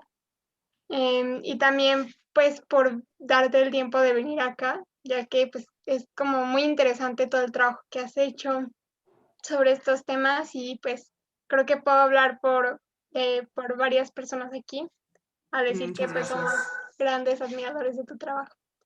Muchas gracias, Susi. Y bueno, mi pregunta va un poco en torno a la parte que hablabas de que Antártica es un continente no muy explorado. Entonces, mi pregunta sería que aproximadamente qué porcentaje o más o menos qué parte de la Antártica no ha sido investigada debido a esos peligros que hay de hacerlo. Muchas gracias, Susi, también por los comentarios. Yo también estoy muy emocionada de poder platicar con ustedes. Pues mira, justo la parte que está más estudiada y explorada son las zonas costeras y sobre todo el norte, que está más o menos a 1000 kilómetros de distancia de Punta Arenas, de donde yo estudié la maestría. Está relativamente cerca, son 3-4 días en barco, 1 hora y media en avión. Entonces esa zona está muy, muy estudiada, pero aunque esté muy estudiada, hay muchos procesos que todavía no entendemos. Entonces, si nos trasladamos, imaginen, Antártica es como un plato de cereal volteado. Entonces, esta zona, la parte central, casi no está estudiada para nada. Es muy poco y lo que se ha hecho, pues no son estudios tan continuos porque es muy difícil llegar ahí y tener un equipo ahí es muy caro y es muy peligroso. Entonces, las zonas centrales son las que están menos estudiadas, pero la parte costera de la península antártica, que es como una patita, esa zona está muy, vamos, es la que está más estudiada, y las zonas costeras. Gracias. De nada. Bueno, reiterando lo que decía Susi, hay varias felicitaciones en el chat. Uno de Liliana, que tenía una pregunta, pero se tuvo que retirar. Entonces, Derek, si quieres tomar tú la palabra.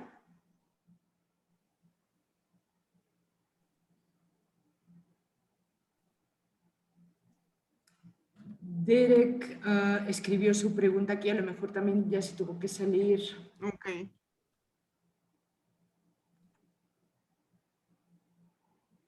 Antes nos hablaste un poco sobre los métodos que usas para el estudio de la bióptica en la Antártica.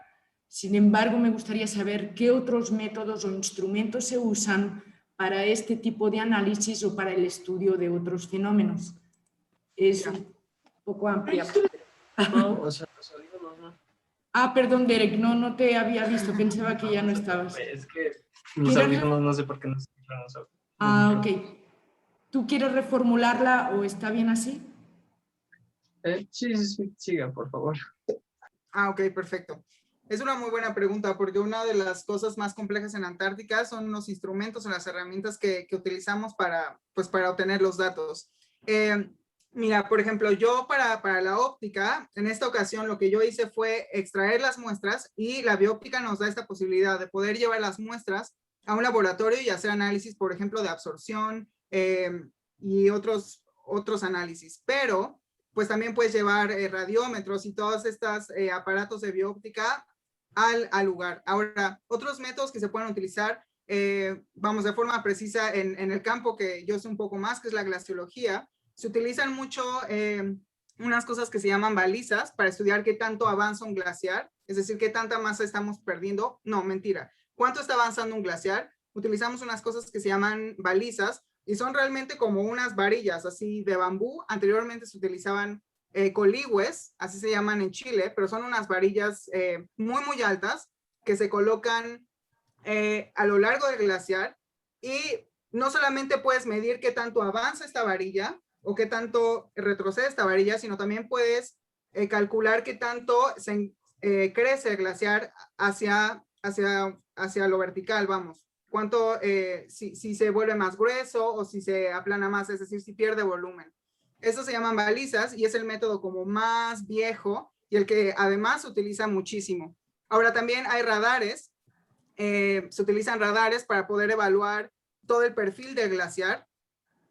Son estos aparatos que se llevan a los glaciares y tienes que caminar con, pues son unas antenas gigantescas y las tienes que ir cargando a lo largo de, pues dependiendo de cómo planifiques el muestreo, pero también se utilizan radares, cámaras fotográficas también se están utilizando mucho, se dejan ahí 1 año, nosotros las dejamos ahí, no mentira, 2 años, y pues sacan fotografías cada 20 minutos y entonces puedes visualizar de forma más precisa la dinámica de los glaciares.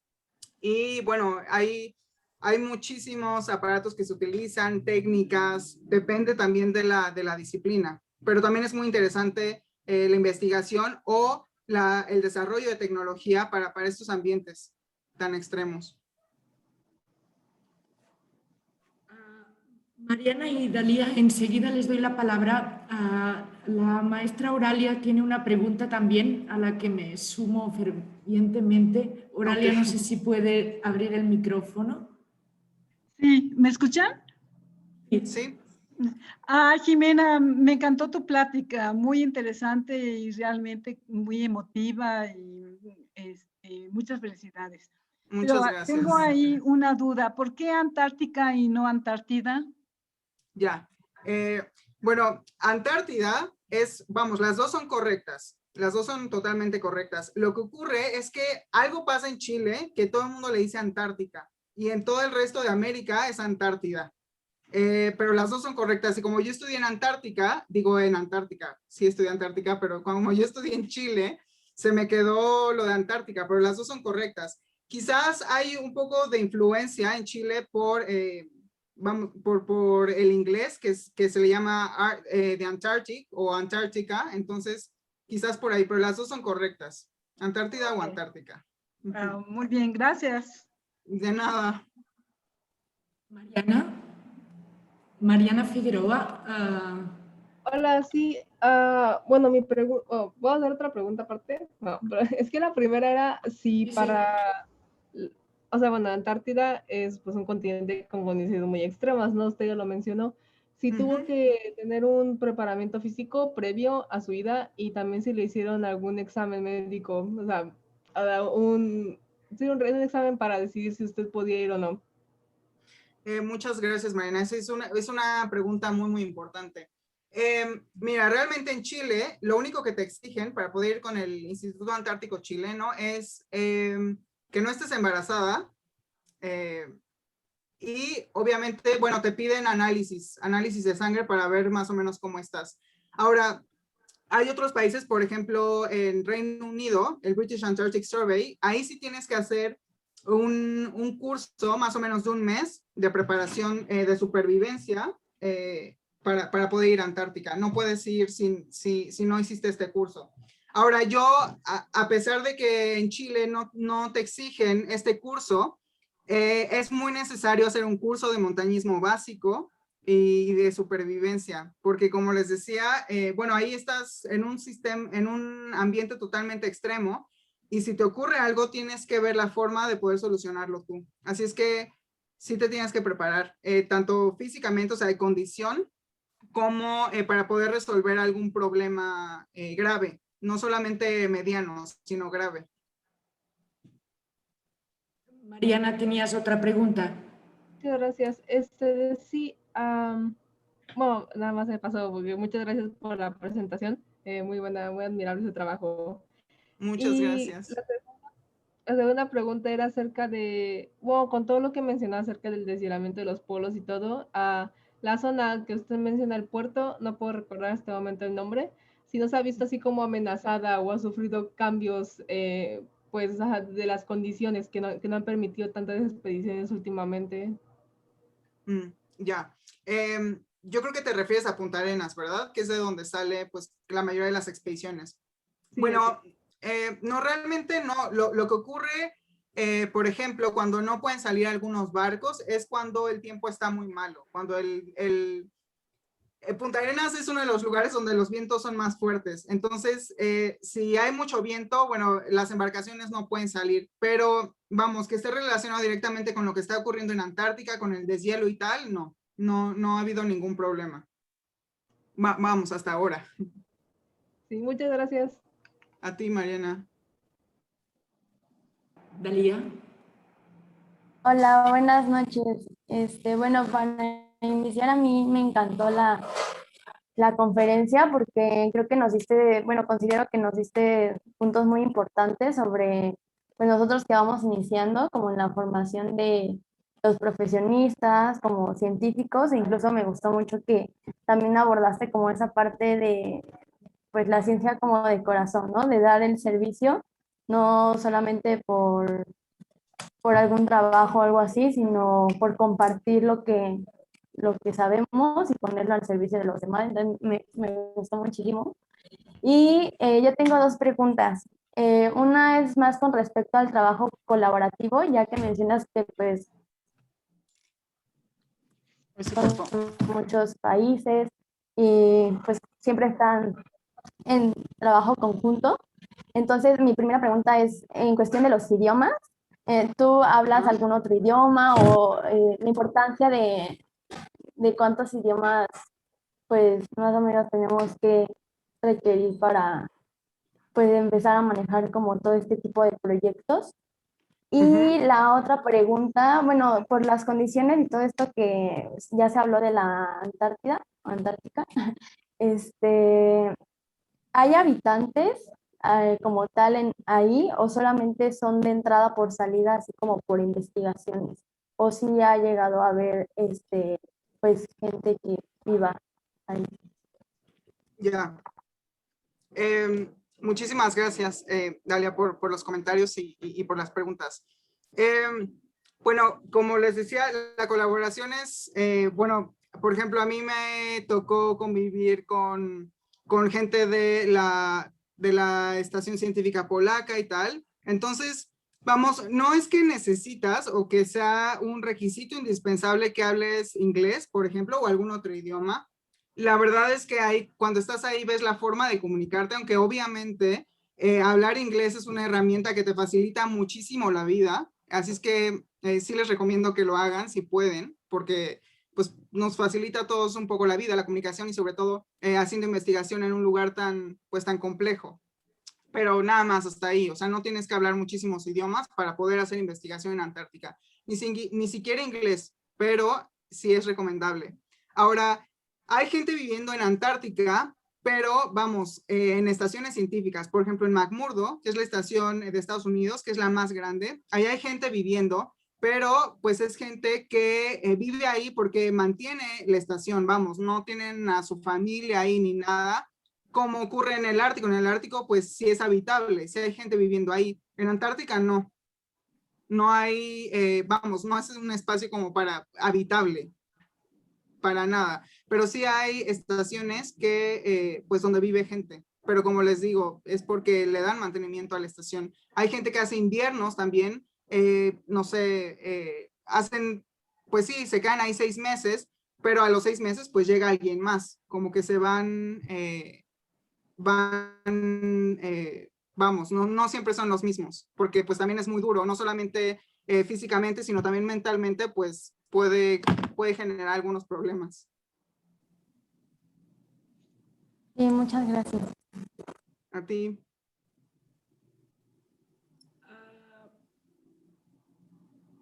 Emilio y Andrea de nuevo. No sé quién fue primero. Emilio, adelante.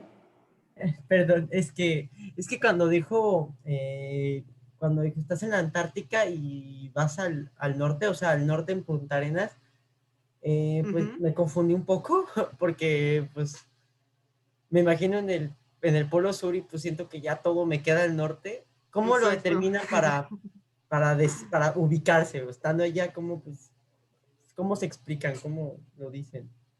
Claro, qué buena pregunta. Pues sí, efectivamente, dependiendo del punto donde estés y al que vayas, es tu punto de referencia.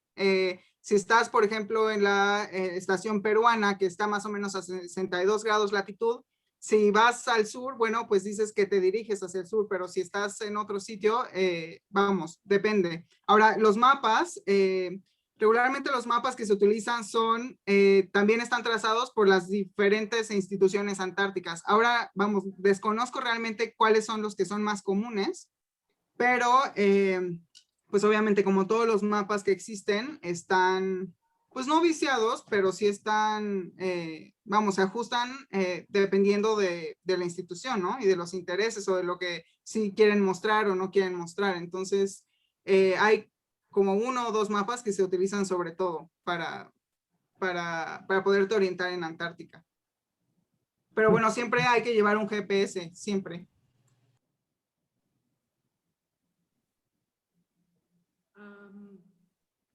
Andrea y Tadeo. Bueno, es que ahorita estaba comentando, por ejemplo, mi compañera Mariana, de como un proceso que se tiene que preparar alguien físicamente para poder ir a la Antártida. También, bueno, quería si podía comentar algo acerca del proceso, pero emocional, porque también siento que es una parte muy importante, el hecho de que se va a aislar una persona a otro lado sin tener contacto con su familia. Tal vez el hecho de trabajar con otras personas, colaborar, facilita un poco el proceso, pero no quita de que sea duro emocionalmente y psicológicamente. Sí, qué buena pregunta. Pues ahí yo creo que es, vamos, no te preparan, no te exigen cierta preparación, pero sí te hacen como un tipo de cuestionario que pueda dar como alguna luz así, no sé, que pueda dar algunas señales de que pues no andas muy bien. Sí tienes que contestar ese tipo de cuestionarios. Pero pues hay mucha gente que estando ahí aislada, le entra una angustia tremenda y se ponen mal, pues porque estás ahí y estás totalmente incomunicada. Obviamente en las estaciones científicas hay internet, pero no siempre, es muy malo, así es que puedes mandar 1 o 2 mensajes, de repente no puedes si el tiempo está malo, entonces no sabes nada de tu familia. Por ejemplo, yo cuando acampé no supe nada de mi familia en casi 9 días, hasta que llegué a la estación peruana, pero ha habido gente que pasa 1 mes sin saber de su familia, por ejemplo. Entonces, ahí mucha gente decide si es lo suyo o no, si quiere seguir haciendo investigación antártica, pero sí ha habido casos pues que no, seguramente muchos de ustedes lo han escuchado, o sea, ha habido, por ejemplo, asesinatos y cosas violentas porque la gente pues pierde un poco el piso, porque es muy duro estar ahí mucho tiempo. Gracias. De nada.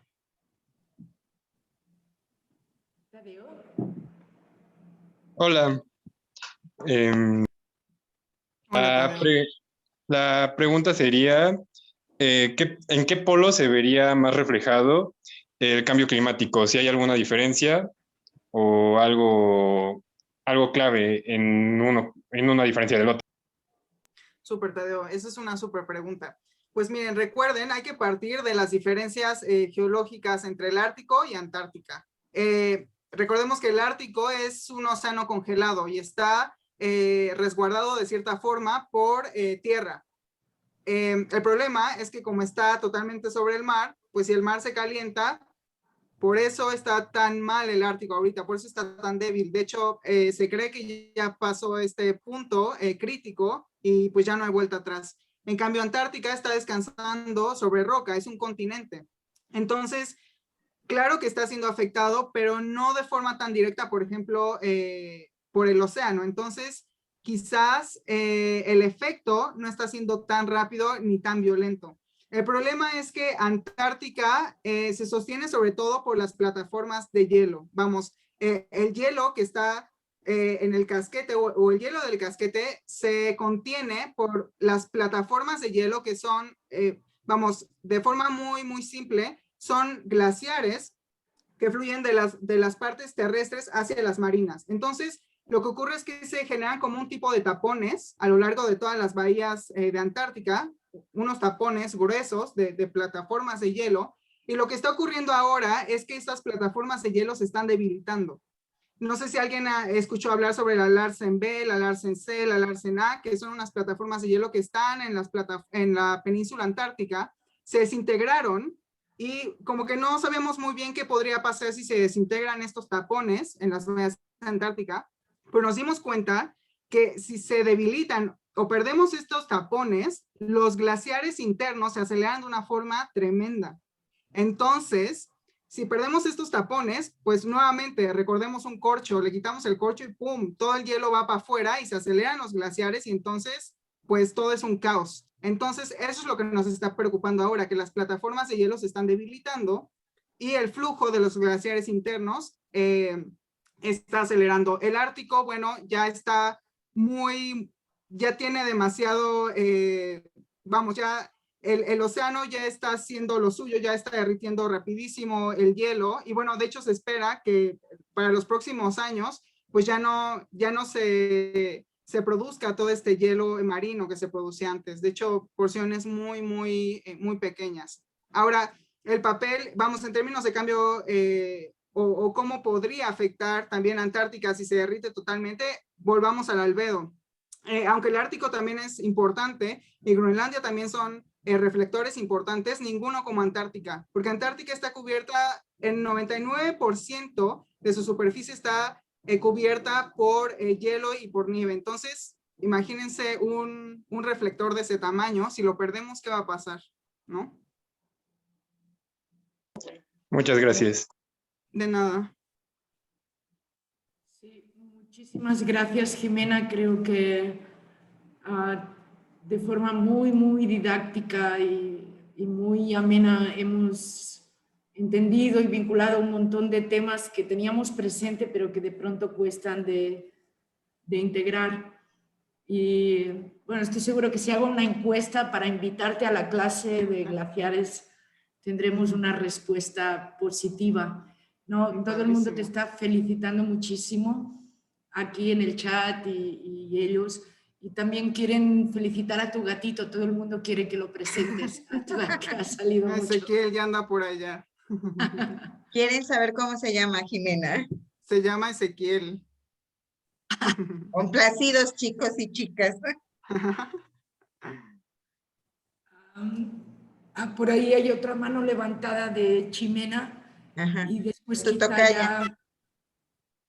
Perdón, Isabel. Sí, su tocaya. Sí. Adelante, Ximena. Sí, hola, buenas noches. Muchas gracias por tu exposición del tema. Está muy fascinante. Bueno, mi pregunta va hacia la gestión de desechos. Esta, la de los excrementos, residuos, pues las heces del hombre, ¿cómo las desechaban? Muchísimas gracias, Jimena. Es una muy buena pregunta porque es un poco complejo. Por ejemplo, nosotros que acampamos, bueno, tuvimos que instalar una carpa baño. No sé si la vieron en las primeras fotos, estaba muy cerca de la costa que es una tienda Scott, una carpa Scott, que son de las más resistentes. Bueno, nosotros lo utilizamos como carpa baño. Y lo que hacemos es instalamos como una silla y debajo, bueno, le instalamos unas bolsas plásticas y pues haces lo que tienes que hacer, la amarras y las vas apilando. Y bueno, guardando ahí todas las bolsas que se van generando y cuando te vas tienes que...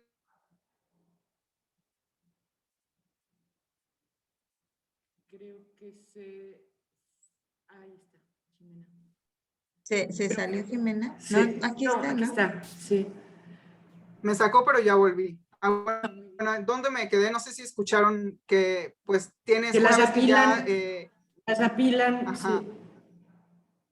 las apilamos, las guardamos en un tambo y cuando llegan por nosotros en un bote Zodiac, que son como esos que ven en las películas que son inflables y tienen un motor, pues hay que cargar el tambo para que vaya de vuelta al barco y el barco se lo lleva de vuelta a Punta Arenas. Y ahí no sé muy bien qué hacen, cómo manejan todos esos desechos, pero te tienes que llevar todo. Y por ejemplo, la pipí, tienes que llevar botes y hacer pipí en el bote y llevarte el bote también. Todo va para afuera, nada se puede quedar, nada. Muchas gracias. Y bueno, y tengo otra De duda nada. hacia la cuestión de la agricultura. Bueno, ¿se llevaban cosas enlatadas o cómo le hacían para su sustento? Ya. Sí, esta también es una muy buena pregunta. Regularmente, si estás en una base científica es riquísimo, comes muy rico, siempre hay comida abundante y te invitan de todo.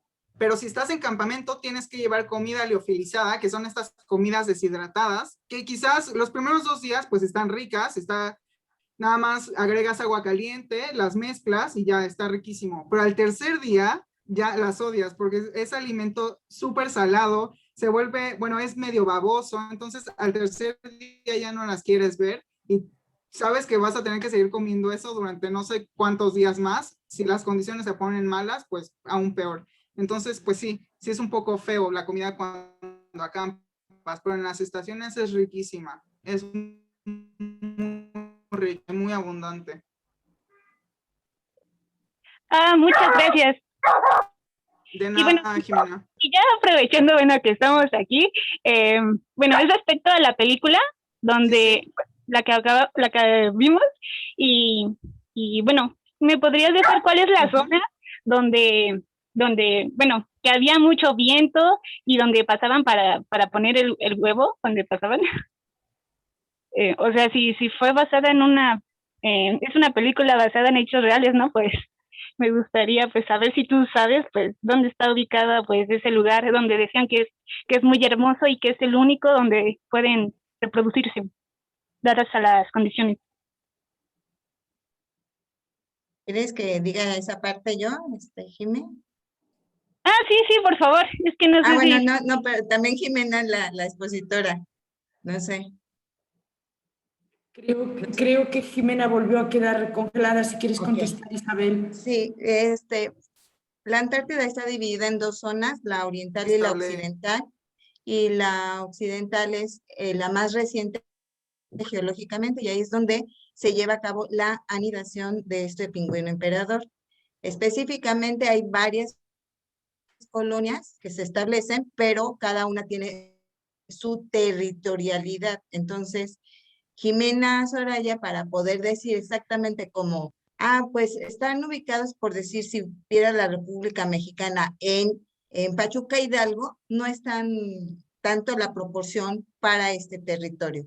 La película sí se sitúa y es un documental verídico que nos habla de la parte occidental de la Antártida. Espero haber aclarado tu consulta. Ok, muchas gracias. Bueno, seguimos. Quizá haya una última mano levantada, Aura, y después si Isabel y Mariana quieren cerrar. Sí, bueno, me imagino que cuando están ahí, pues deben también como enfrentarse a fauna que haya a los alrededores. ¿Qué cuidados tienen, bueno, respecto a a esto? Muchas gracias por la pregunta. Mira, la verdad es que es difícil encontrarse, bueno, en la costa sí seguramente te vas a encontrar pingüinos y más bien tú eres quien se debe alejar porque como casi no están, vamos, no reconocen que somos humanos y que podemos hacer daño, entonces son súper curiosos y se te acercan, pero tú tienes que estar mínimo 2 metros de distancia, no te puedes acercar. Y otro tipo de fauna, por ejemplo, a mí no me ha tocado estar realmente cerca de fauna, porque me ha tocado estar pues en las montañas o embarcada en los botes, así es que, pero por ejemplo en el Ártico pues es otro cuento, ¿no? Por los osos. Ahí sí, de hecho, para poder salir a terreno tienes que tomar un curso de disparo, vamos, con rifle, porque siempre tienes que llevar uno, en caso de encontrarte a uno. O sea, no puedes ni siquiera pensarlo, le tienes que disparar en ese momento porque o es él o tú. Pero en Antártica no, en Antártica es más tranquilo. No hay osos. Sí, gracias. De nada. Bueno, si me permite nada más brevemente completo esta parte. En general, cuando uno asiste a sitios donde hay fauna protegida, una de las primeras reglas es no buscar y tratar de acariciarlos. Incluso uno tiene que caminar a un costado o no verlos de frente para no generar una intención que pueda ser interpretada de manera etológica como una agresión. Esa es una regla general, ¿sí? Por ejemplo, yo puedo compartir que en las Islas Marietas hay muchos pájaros bobos y aunque nosotros los viéramos, los escucháramos graznar, no era de que nos quedáramos todo el tiempo, teníamos que caminar de lado, sigilosamente, no llevar perfume para no generar esta atracción de feromonas que pudieran hacer una alteración en la conducta. Y entonces todo debe de ser tranquilo, no demostrar como que esa emoción, porque sí te da emoción, pero sino conservar la calma y seguir este proceso. Si se vieron en la película ya al final, pues los mismos investigadores van caminando y los pingüinos los están viendo más bien a ellos siguen su camino. Se están viendo como especies biológicas que cada quien llega a un espacio, pero primero ellos tienen mayor poder porque es su territorio. Gracias por esta oportunidad de aclarar este punto.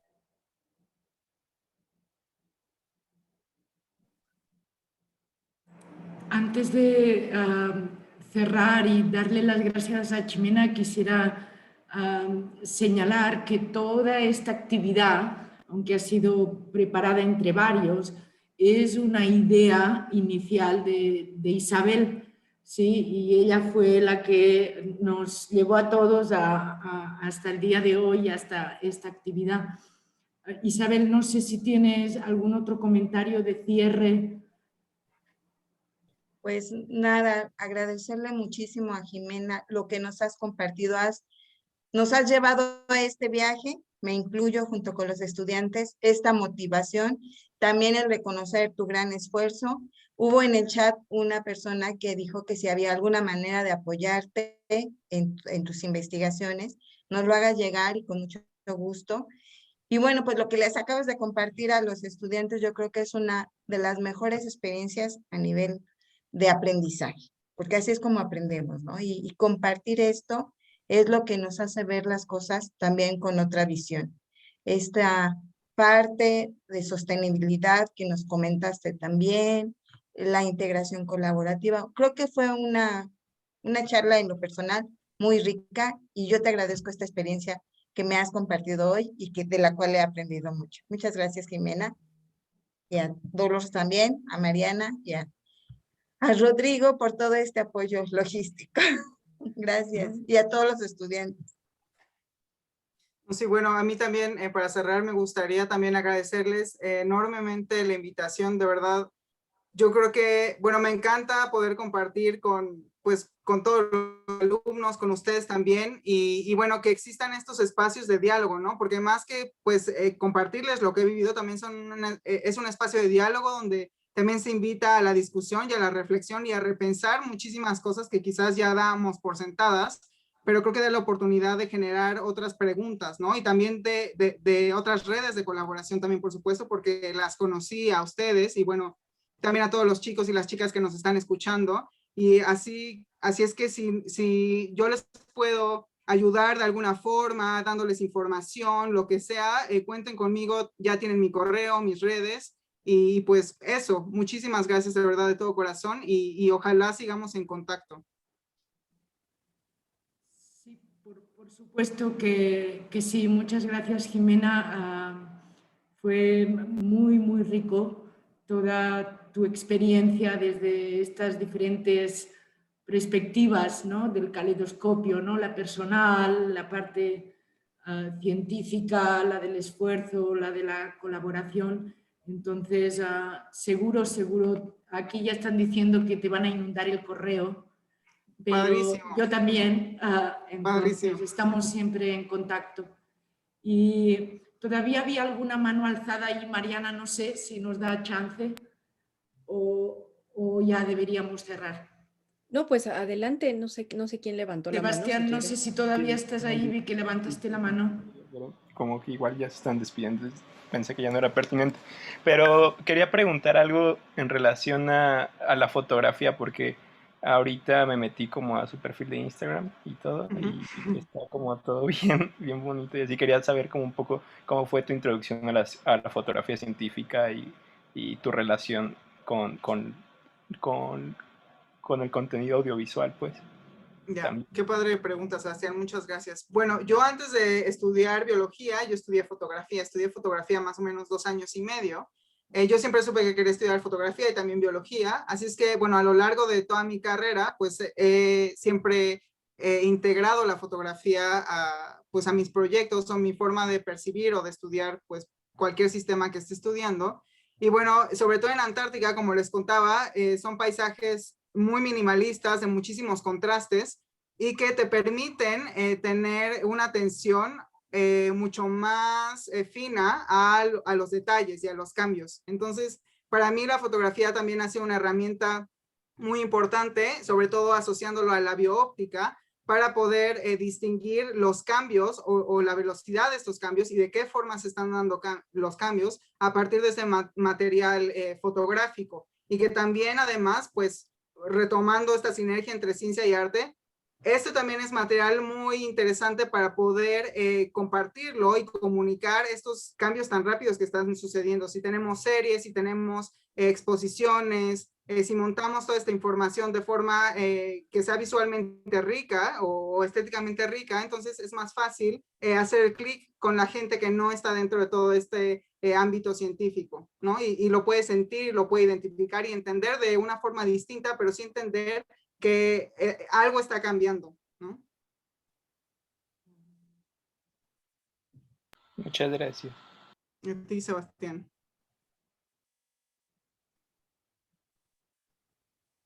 Creo que ya no hay más manos alzadas, y son 8:30, podemos ir cerrando. Ya saben que yo siempre les pido que mirar a los ojos en estos días es el mejor regalo, entonces creo que para darle un aplauso a Jimé, los que puedan, prendan sus cámaras, ¿no? Para que saludemos. Mariana, te doy la palabra para cerrar del todo la actividad. Muchas gracias, Jimena. A ustedes, muchas gracias. Muchas gracias, Jimena. Me sumo con el reconocimiento y agradecimiento por esta interesante plática, muy motivacional para todos y evidentemente para nuestros estudiantes de la escuela. A Isabel por esta iniciativa y a Dolores por siempre su trabajo en equipo, que este es el resultado. A los chicos que se conectaron y que pues estuvieron con nosotros más de 3 horas, se los agradezco. Un viernes más de cine con un tema súper interesante. Así iniciamos nuestras actividades del Día de la Tierra. Esperamos sus propuestas de foto. Ahora que conocen el trabajo de Jimena, hicimos una convocatoria, una campaña de fotografía de Actúa Ahora, para que los chicos muestren sus iniciativas desde lo individual, ¿no? En esta lucha contra el cambio climático. Entonces, pues estaremos muy interesados y a la expectativa de recibir sus propuestas. Entonces, pues, sin más, les agradezco muchísimo. Sí, Dolores. Mariana, justamente había preguntas respecto a la convocatoria de Actúa Ahora y hay una duda si de cada persona puede presentar una o más fotos. Sí, sí pueden presentar más de una fotografía. Varias fotos. Sí. Ok, creo ya quedó resuelto. Si Pues hay más muchísimas preguntas, gracias. ahí el correo. Sí, y esta sesión va a quedar grabada, la subiremos al canal de YouTube. Muchísimas gracias de nueva cuenta, Jimena. Gracias a todos y cuídense mucho. ustedes. Muchas gracias, Rodrigo. No hay de qué. Gracias, hasta Chao, luego. muchos abrazos. Chao. Bye. Gracias igualmente. Muchísimas gracias. Que tengan un buen Gracias. Chao. Igualmente. Muchas gracias, hasta luego.